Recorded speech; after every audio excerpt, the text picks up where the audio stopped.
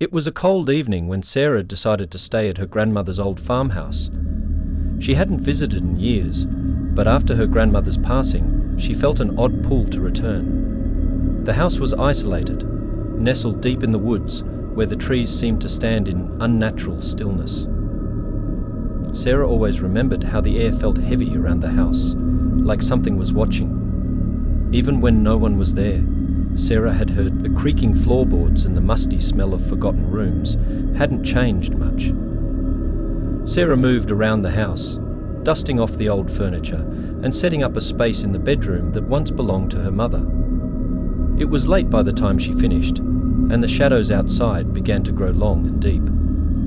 The wind picked up, rustling through the trees, but within the house there was only silence. As Sarah lay in bed, trying to ignore the distant howls of coyotes, she heard something.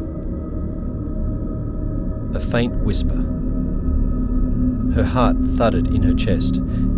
It was soft at first, almost like the wind. But then it became clearer. Sarah, she froze. Her name clear and low, coming from the darkness. She sat up in bed, her breath shallow, scanning the room. The moonlight slanted through the window, casting eerie shadows on the walls.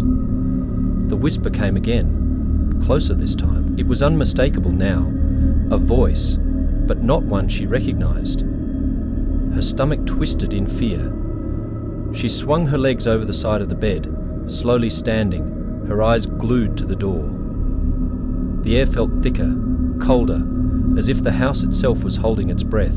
The whisper continued, each time softer, but growing more desperate. Sarah, you can't leave. I need you. Against her better judgment, Sarah moved toward the sound. She crept down the hall, the floorboards groaning under her feet, as if the house were alive, groaning with pain. She reached the staircase at the end of the hall, its steps so old that they barely seemed capable of holding her weight. The whispers grew louder now, coming from the basement. Sarah remembered the things she'd saw as a child. She hesitated, heart racing. The basement door was cracked open, a thin sliver of darkness seeping through. The air smelled of damp earth, and the hairs on the back of her neck stood up. Sarah, don't leave me. Come down. Terror clawed at her as she took a step toward the door. The whispers had become a chorus now, all calling her name, pleading with her. She felt a sudden compulsion, an almost irresistible pull. She descended the steps, the house seemingly vibrating with her every movement. The basement was colder than she had ever remembered. The stone walls were slick with moisture, and the shadows stretched unnaturally long. In the dim light, Sarah's eyes scanned the room. Nothing. Then she saw it. A figure standing in the far corner, just out of the reach of the dim bulb overhead. It was tall, thin, its form wavering like smoke. As she took another step, the figure turned slowly toward her, its face obscured by a heavy cloak. Adamagura, I'm not the one you think I am, the voice whispered. Sarah felt the blood drain from her face. The figure moved closer, and she could make out the faintest outline of eyes in the darkness. Eyes that weren't quite human. Suddenly, a memory flashed in her mind. Her grandmother had always warned her not to go near the basement. She had said, "There are things down there that you should never see, Sarah. Things that will never let you go." With a burst of panic, Sarah turned and bolted for the stairs. But the basement door slammed shut behind her. She was trapped.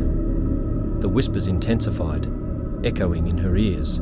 "You belong to us now, Sarah." Desperate, she tried to pry the door open, but it wouldn't budge. The figure was getting closer, its shadow stretching toward her. She tried to align a single hand on the door handle, and then, as if the house itself had grown tired of her struggle, the lights flickered and died, plunging her into total darkness. The last thing she heard was a low, guttural growl from the depths of the room, followed by a chilling whisper that made her blood run cold. "We are the shadows, and you will never leave."